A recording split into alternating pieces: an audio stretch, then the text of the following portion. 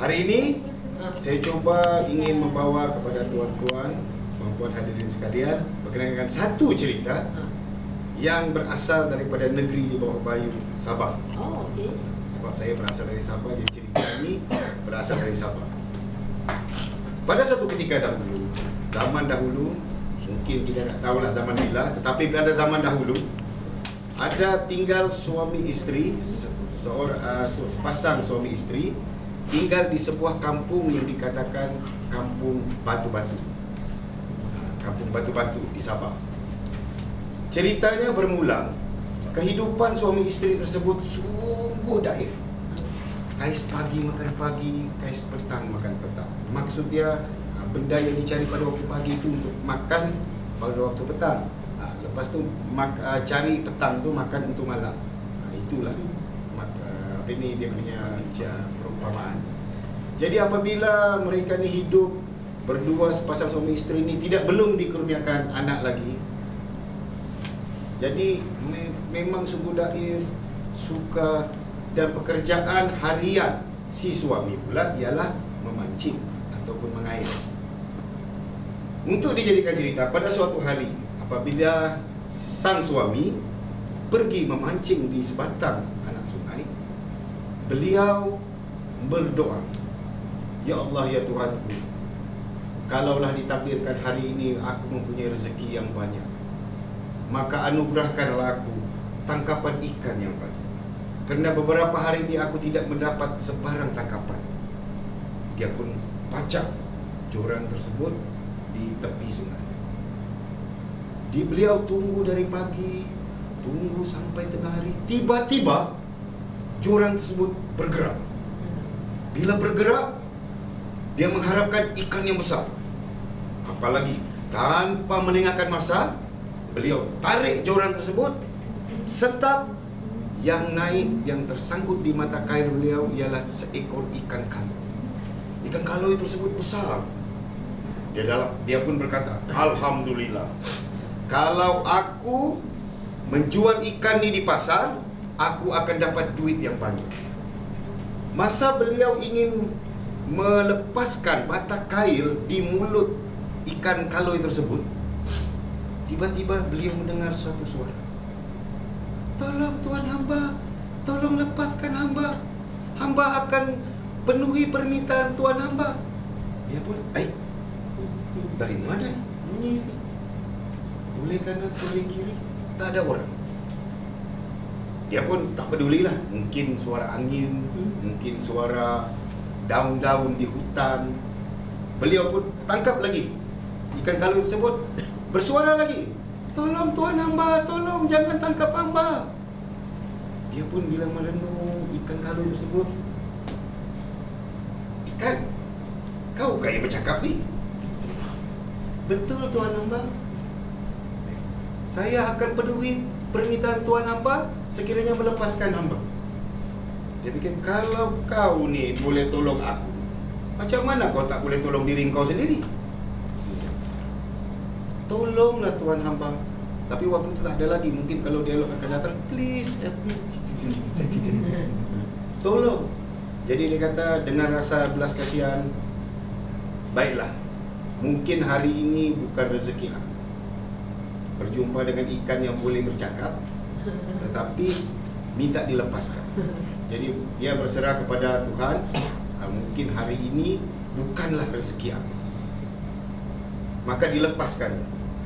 Tapi sebelum beliau berangkat pulang, beliau mendengar lagi, "Tuan hamba, bila balik nanti, tuan hamba jangan terkejut.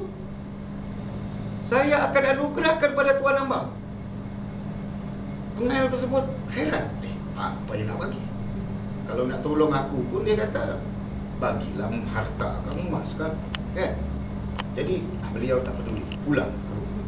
Pulang. Lorong yang betul menuju ke rumahnya, tiba-tiba beliau melihat rumahnya, pondok usangnya tu yang suami isteri diami selama ni, tiba-tiba bertukar menjadi indah. Rumah cantik. Dia kata, "Inikah rumahku?" Bila buka, "Assalamualaikum."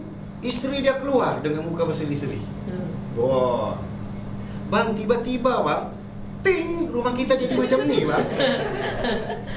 Dia pun, alhamdulillah, ini mungkin berkat dia menolong ikan kalut. Jadi tinggallah suami isteri tersebut. Tetapi si isteri ni tak puas hati. Bang, kalau rumah kita cantik, rumah cantik ni kalau tak ada harta, tak kenal bang. Abang, kalau abang jumpa lagi balik ikan kalut itu, minta lagi harta agar kita lebih senang. Pikir-pikir si sang suami, betul juga. Las-las si sang suami pun pergi balik ke sungai.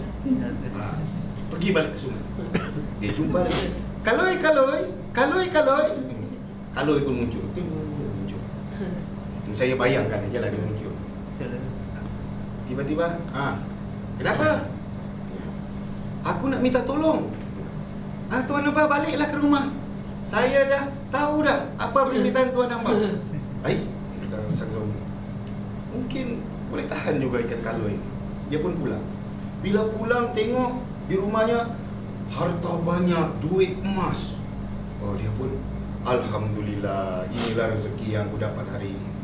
Dengan muka yang manis, dengan muka yang ceria, si isteri pun, bang, tiba-tiba bang masuk bilik.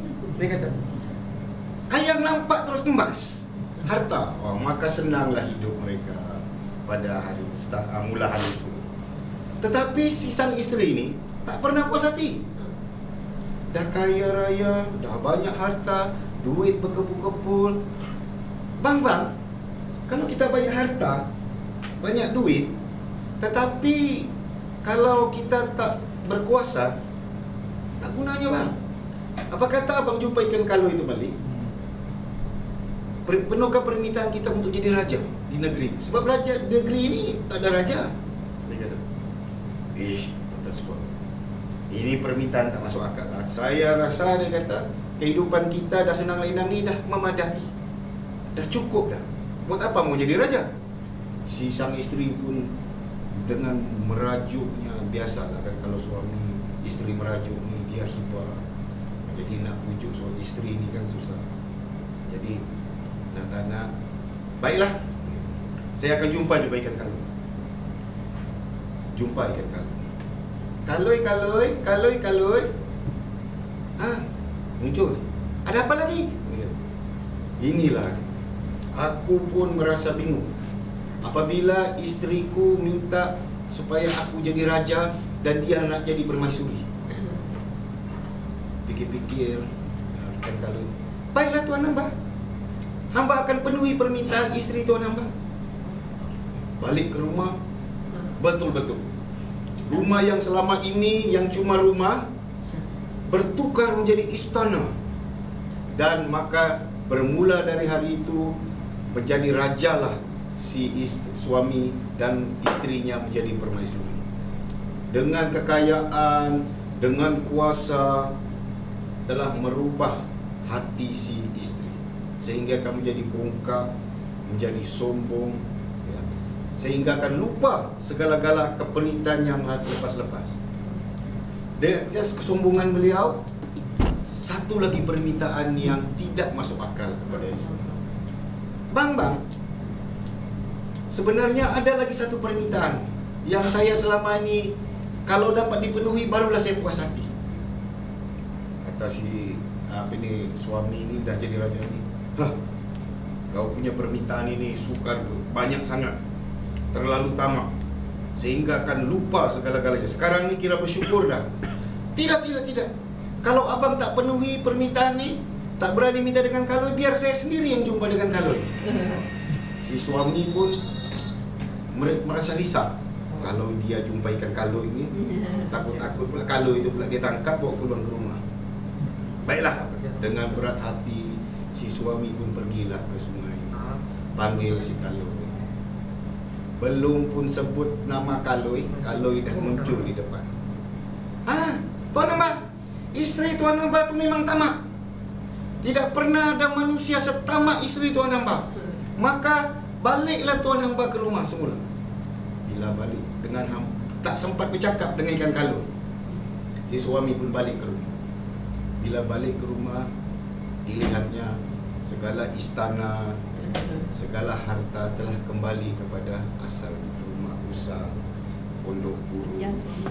Jadi apabila naik, Assalamualaikum, dengan linangan air mata si isteri menangis bahwa menyesal di atas kesombongan, ketamakan beliau. Si suami kata, istriku, inilah dia balasan kepada kita yang terlalu tamak. Maka mulai saat ini kita kembalilah hidup semula seperti masa lalu dengan kemiskinan, dan kita bersyukurlah apa yang Tuhan anugerahkan. Pengajarannya tuan-tuan, apabila kita mendapat sesuatu kebahagiaan, harta, bukan dari segi harta, duit, pekerjaan, kesenangan, istri yang cantik, suami yang handsome, kita patut bersyukur dengan apa anugerah yang diberikan. Tak kira, jangan berlumut. Apa yang diberikan, sama ada yang elok dan tak elok, adalah merupakan rezeki yang diberikan oleh Tuhan kepada kita. Jadi apa yang kita terima hari ini adalah merupakan itulah yang diberikan ataupun ditetapkan oleh Tuhan kepada diri kita. Jadi jangan tamak-tamak, kerana orang tamak selalu rugi. Seperti kata tadi, bagaikan anjing dengan bayang-bayang. Untuk mendengar cerita anjing dengan bayang-bayang, maka datanglah ke kelas KPP seterusnya. Kita akan ceritakan anjing dengan bayang-bayang. Wabillahi taufiq wal hidayah. Assalamualaikum warahmatullahi wabarakatuh.